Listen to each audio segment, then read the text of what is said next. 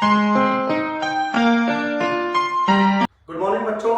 तो चलिए अगेन आपकी डिमांड पे पेपर 2 का सॉल्यूशन हम लेके आ गए हैं। तो 2023 आईएसएस पेपर 2 हम डिस्कस कर रहे हैं। तो उसका आज हम क्वेश्चन नंबर 4 से स्टार्ट करते हैं। चलिए, थोड़ा सा क्वेश्चन मेरे बच्चों टेक्निकल है, मतलब टफ तो नहीं बोलूंगा, टेक्निकल है। अगर आपको नॉलेज नहीं है, आपको किसी अच्छे टीचर ने नहीं पढ़ाया है, तो ये क्वेश्चन आपसे नहीं होगा। तो मैं देख रहा हूं कि जो सॉल्यूशंस ग्रुप वगैरह पर लोग डाल रहे हैं, कोई टीचर कुछ डाल रहा है, उनको कुछ नॉलेज नहीं है सब्जेक्ट की, बस वो लिख रहे हैं, अपनी बात को जस्ट प्रूफ कर रहे हैं, क्योंकि उनको पता है कि आंसर ये है। लेकिन अगर ना पता हो ना कि आंसर ये है, तो किसी कीमत में भी बना पाना बहुत मुश्किल है, जब तक आपको नॉलेज नहीं है। तो चलिए कर समझाने की कोशिश करता हूं। क्वेश्चन क्या है, सबसे पहले ये देखिए। क्वेश्चन है x be a random variable which assumes only two value 1 and 0, दो वैल्यू लेता है respectively, represent occurrence of success or failure, ठीक है, in an experiment with only two outcomes, बिल्कुल ठीक है। The probability of getting success in the experiment is p theta, which is defined as this one. So basically मेरे बच्चों जो question है वो बर्नौली रैंडम वेरिएबल का है।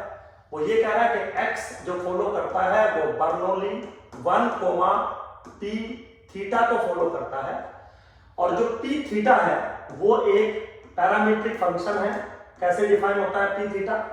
p theta is theta when theta belongs to the rational phenomena, और 1 minus theta when theta belongs to the irrational phenomena, algebraic irrational या irrational phenomena, कोई दिक्कत नहीं है। फिर कह रहा है define an estimator T. So basically T क्या है? टी है आपका अर्थमेटिक मीन या सैंपल मीन, है ना। तो which of the following is correct? वो कह रहा है कि टी क्या एमएलई है एंड कंसिस्टेंट है, क्या टी अनबायस है और कंसिस्टेंट है, क्या टी एमएलई है बट कंसिस्टेंट नहीं है, क्या टी कंसिस्टेंट है बट एमएलई नहीं है। चलिए मैं समझाने की कोशिश करता हूं बच्चों। हालांकि हम लोग क्लास में ये सारी चीजें बहुत डीप में पढ़ाते हैं, इन्फ्रेंस तो खैर मेरा बहुत स्ट्रॉन्ग है, बट फिर भी आपको समझाने की कोशिश करता हूं कि एक्चुअली में हो क्या रहा है। देखिए, सबसे पहले हमें आंसर पता नहीं है। अगर आंसर पता है तो 1 मिनट में मैं आंसर भिड़ा देता हूं, लेकिन उससे आपको नॉलेज नहीं मिलेगी, ठीक। तो सबसे पहले हम बात करते हैं कि भाई एक्चुअली क्वेश्चन क्या था। क्वेश्चन क्या था? एक्स रैंडम वेरिएबल है जो वैल्यू ले रहा है 1 और वैल्यू ले रहा है 0, और जो प्रोबेबिलिटी बिहेवियर है पी डॉट, वो कुछ इस तरीके से काम कर रहा है। किस तरीके से काम कर रहा है? पी थीटा और 1 माइनस पी थीटा, लेकिन पी थीटा कुछ इस तरीके से डिफाइंड है। तो सबसे पहले हम मान लीजिए कैलकुलेट करेंगे मेरे बच्चों, एक्सपेक्टेशन ऑफ एक्स कैलकुलेट करेंगे, क्योंकि हमें जितने भी काम है उसमें सब में एक्सपेक्टेशन ऑफ टी चाहिए। टी के लिए हमें expectation of x I calculate करना है। तो एक बार इसको कैलकुलेट करते हैं। क्या कह रहा है expectation of x? 1 into P theta plus 0 into 1 minus P theta. Answer किसके बराबर आया? पी थीटा के बराबर आंसर आया, ठीक है, कोई प्रॉब्लम नहीं है। अब अगर मैं आपसे पूछूं एक्सपेक्टेशन ऑफ टी बताइए, तो according to the previous discussion expectation of T is nothing but 1 upon n summation i goes from 1 to n expectation of xi which is equal to p theta। अब जो p theta है वो actually कुछ इस तरीके से defined है कि थीटा और 1 माइनस थीटा, ठीक है। थीटा कब? जब थीटा बिकम रेशनल, और 1 माइनस थीटा कब? जब थीटा बिकम इरेशनल। तो क्या t अनबायस्ड एस्टिमेटर है थीटा का? नहीं, क्योंकि हमेशा यही केस रहे ये तो जरूरी है नहीं, ये भी केस पॉसिबल है। और अनबायस्ड एस्टिमेटर का रूल क्या है? Expectation of T is equal to gamma theta for all theta, तभी टी इसका एक अनबायस्ड एस्टिमेटर माना जाता है। तो जो टी है वो अनबायस्ड एस्टिमेटर तो नहीं है, ये कंफर्म गारंटी होगी। इसका मतलब जो बी ऑप्शन है वो करेक्ट नहीं है, हटा देंगे उसको, ठीक। अब बात करते हैं कि क्या ये एमएलई हो सकता है। बिल्कुल चेक करते हैं। देखिए, अगर आप थोड़ा सा इसको मैथमेटिकली लिखें तो px जो बनेगा डेंसिटी फंक्शन, और आपको पता है p theta to the power x into 1 minus P theta to the power 1 minus x बनेगा। प्रोबेबिलिटी मास फंक्शन ये बनता है। अब यहां पे अगर हम MLE निकालना है तो हमें डाइफ्लूइड फंक्शन निकालना पड़ेगा। L किसके बराबर बनेगा?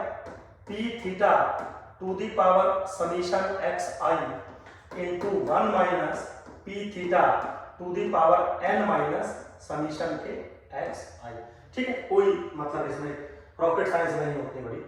ठीक, तो मेरे बच्चों अब इस L को हम थोड़ा डिफाइन करते हैं। L is equal to basically what?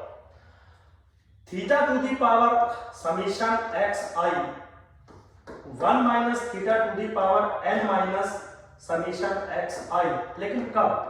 जब theta belongs to rational and 1 minus theta to the power summation x i into theta to the power n minus summation x i. लेकिन कब? जब theta belongs to irrational. चलिए, बिल्कुल कोई मतलब मुझे issue नहीं है इन बातों में। अब अगर आपको MLE निकालना है तो आपको लाइक्लीहुड फंक्शन को, इस फंक्शन को थोड़ा सा मैक्सिमाइज करना होगा। उसके लिए आप क्या करते हैं बच्चे? बहुत सिंपल है, और उसके लिए आप लॉगरिथमिक लेते हैं मेरे हिसाब से दोनों तरफ का। तो आप log L से शुरुआत कर सकते हैं। किसके बराबर बनेगा?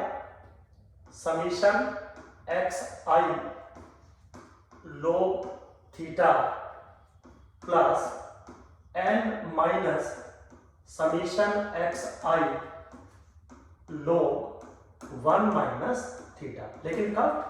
जब थीटा बिलोंग्स टू रेशनल। ठीक है, now summation x i log 1 minus theta plus n minus summation x i log theta. लेकिन कब? जब थीटा बिलोंग्स टू इरेशनल। ठीक है, कोई प्रॉब्लम नहीं है, ये बता दिया मैंने। अब रूल क्या है? डेरिवेटिव करते हैं, पुट इट इक्वल टू 0, तो delta log L by delta theta is what मेरे बच्चों? क्या मिलेगा? Summation x i divided by theta minus n minus summation x i divided by 1 minus theta. ठीक है, ये माइनस करोगे, मैंने पहले माइनस कर दिया। कब? जब theta belongs to the rational. इसको सोल्व करेंगे मेरे बच्चों, तो माइनस के summation x i divided by 1 minus theta plus n minus summation x i divided by theta. लेकिन कब? जब थीटा बिलोंग्स टू इरेशनल। ठीक है, फिर क्या करते हैं? इसको हम पुट इट इक्वल टू 0 करते हैं। तो जब पुट इट इक्वल टू 0 करोगे मेरे बच्चों, तो दो केस बनेंगे। Number 1, if theta belongs to rational, तो ऊपर वाली इक्वेशन को पुट इट इक्वल टू 0 करके सॉल्व करोगे तो थीटा हैट MLE जो आपके बराबर आएगा वो आएगा x बार, यानी कि सैंपल मीन के बराबर। ठीक, दूसरा केस क्या होगा?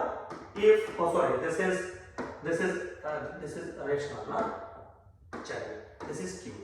If theta belongs to irrational आप सोल्व करोगे, थीटा हैट MLE मेरे बच्चों आएगा 1 माइनस एक्स बार। आप चेक करके देख लीजिए, कोई प्रॉब्लम नहीं है। ठीक, अब थोड़ा सा आप एक बात समझिए, जो सैंपल लिया जाएगा वो ऐसी पॉपुलेशन से लिया जाएगा जिसकी वैल्यू या तो 0 है या तो 1 है। ठीक, अब अगर आप 0 और 1 वैल्यू हो तो कितनी भी सैंपल साइज ले लीजिए, जो सैंपल का मीन आएगा वो हमेशा एक रैशनल नंबर आएगा। अब आप इस पे गौर करेंगे, यहां से आपको MLE क्या मिल रहा है? x bar and which is what? Rational. x bar is what? Rational. तो कंडीशन दोनों सेटिस्फाई है कि थीटा हैट MLE जो है वो x बार है, और ये कब है? जब थीटा की वैल्यू रेशनल है। मुझे एक वैल्यू मिली। लेकिन अगर थीटा की वैल्यू इरेशनल है सपोज, तो MLE क्या मिल रहा है? 1 माइनस एक्स बार। लेकिन अगर x बार रेशनल है तो 1 माइनस एक्स बार भी तो रेशनल ही होगा ना। इसका मतलब यहां पे जो थीटा है MLE है वो रेशनल होना चाहिए, लेकिन दिया क्या है कि थीटा जो है वो इरेशनल है। इसका मतलब इस केस में जो आपका MLE निकल के आया वो रेंज से बाहर निकल गया। रेंज से बाहर क्यों निकल गया? क्योंकि थीटा इस केस में, सेकंड केस में इरेशनल होना चाहिए, जबकि आपका जो एस्टिमेटर आ रहा है वो रेशनल आ रहा है, तो हम इस केस में एमएलई कंसीडर नहीं करेंगे। एमएलई का बच्चों ये रूल है, आपका एमएलई जो बन के आ रहा है वो आपके पैरामीट्रिक स्पेस में होना चाहिए। यहां पर पैरामीट्रिक स्पेस है रेशनल नंबर जो कि ट्रू है, यहां पर पैरामीट्रिक स्पेस है इरेशनल नंबर, वैल्यू क्या मिल रही है? रेशनल, तो ये पॉसिबल नहीं है।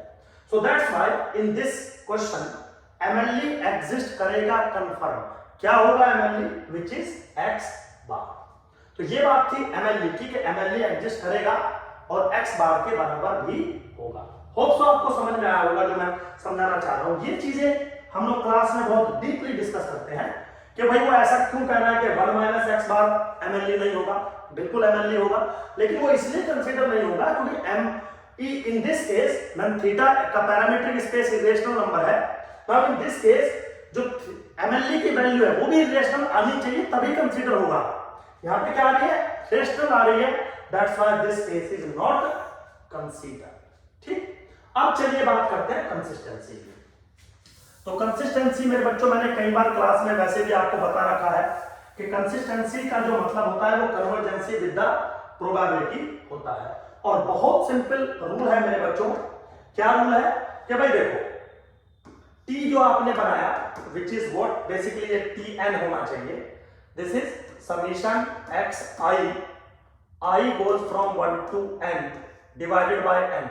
ये हमेशा कन्वर्ज करता है एक्सपेक्टेशन को ऑफ x को विद द प्रोबेबिलिटी। तो ये चीज जो होती है वो हमेशा कंसिस्टेंट एस्टिमेटर होती है इसका।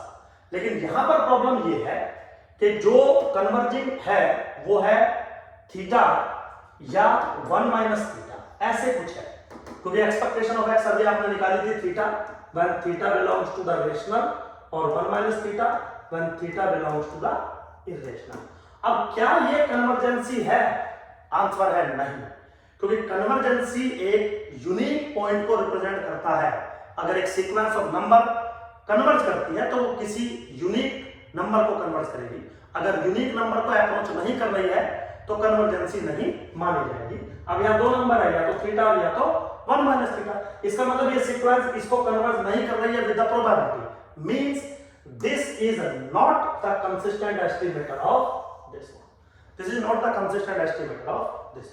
ठीक है बेटा, तो होप सो आपको समझ में आया होगा, बिल्कुल कोई इशू नहीं है। तो जरा देखें, एमएलई है, T is MLE but not consistent, तो C option is correct option. Very simple, कोई इशू नहीं है बिल्कुल भी। चलिए आगे चलते हैं मेरे बच्चों। अगला क्वेश्चन क्या है? Let 6 11 4 13 5 be a random sample from exponential distribution जिसका डेंसिटी फंक्शन है this one, x is greater than equal to theta, theta belongs to this one, this is the parametric space, is unknown, then the maximum likelihood estimate बताइए e to the power theta का। तो मेरे बच्चों सबसे पहले अगर आप गौर से देखें, जो डेंसिटी फंक्शन दिया गया है वो ट्रंकेटेड एक्सपोनेंशियल का डेंसिटी फंक्शन आपके सामने लिखा गया है, कोई प्रॉब्लम नहीं है बिल्कुल भी। यहाँ पे जो एमएलई होता है, अगर हम गौर से देखें, चलो मान लीजिए मैं कैलकुलेट ही कर देता हूं आपके लिए कि भाई डेंसिटी फंक्शन जो मुझे दे दिया f ऑफ x वो किसके बराबर है? e to the power minus x minus theta. Likelihood function कैसे निकालोगे? e to the power minus summation x i minus के थीटा। चलिए ठीक है, अब मैंने log l ले लिया, तो log l किसके बराबर बनेगा? माइनस के summation x i plus n theta. Rule क्या है? Delta log l by delta theta which is what? n के बराबर। क्या ये जीरो हो सकता है? नहीं हो सकता है। तो डेरिवेटिव करके जो मैं एमएलई निकालता था वो रूल यहाँ पर फेल हो गया। मेरे बच्चों ये जो आप रूल निकालते हो किताब में आपको पढ़ाया जाता है, जस्ट ये एक रूल है, ऐसे बहुत सारे रूल्स हैं हमारे पास जिससे एमएलई निकलता है। मतलब मुझे अल्टीमेटली लाइक्लीहुड फंक्शन को मैक्सिमाइज करना है। तो चलिए देखिए कैसे कर सकते हैं। आइए देखिए आपको एक चीज समझाता हूं। मान लीजिए आपको एल आपने बनाया, लाइक्लीहुड फंक्शन आपने बनाया व्हिच इज दिस वन, आपको इसको मैक्सिमाइज करना है। इसको मैक्सिमाइज करना है, इसका मतलब आपको इस चीज को मैक्सिमाइज करना होगा, क्योंकि e to the power x एक मोनोटोनिकली इंक्रीजिंग फंक्शन होता है, तो जितना पावर ज्यादा होगी वैल्यू उतनी बढ़ेगी। So if you maximize l you maximize the circle. ठीक है, अब अगर आपको इसको मैक्सिमाइज करना है और यहां माइनस है तो आपको इसको मिनिमाइज करना होगा अंदर वाली चीज को, और अगर आपको इसको मिनिमाइज करना है तो आपको इस थीटा को जो है मैक्सिमाइज करना होगा। तो आपका एम क्या बना है, अगर आपको एल मैक्सिमाइज करना है, एल मैक्स करना है, तो कंफर्म आपको थीटा को मैक्स करना होगा, थीटा को मैक्स करना होगा। ठीक, अब अगर आप गौर से देखें इस पूरे सिनेरियो को, तो एक्चुअली में क्या दिया गया है, x is greater than equal to theta. अब अगर मैं एक ऑर्डर्ड स्टैटिस्टिक्स सेटअप करूं कुछ इस तरीके से, x1 is less than x2 is less than dot dot xn, तो greater than equal to theta, क्योंकि मुझे दिया है x is greater than equal to theta. तो थीटा की मैक्सिमम पॉसिबल परमिसेबल वैल्यू क्या हो सकती है, x1 के बराबर, विच इज व्हाट, सैंपल की सबसे छोटी वैल्यू। आपको क्या एम करना है, आपको थीटा को मैक्सिमाइज करना है। तो आप थीटा का अपर बाउंड क्या है, सैंपल का लोअर बाउंड, सैंपल का लोअर बाउंड थीटा का, theta is less than equal to x1 ना, तो थीटा के मैक्सिमम वैल्यू x1 के बराबर बन सकती है, आपको ये देखना है।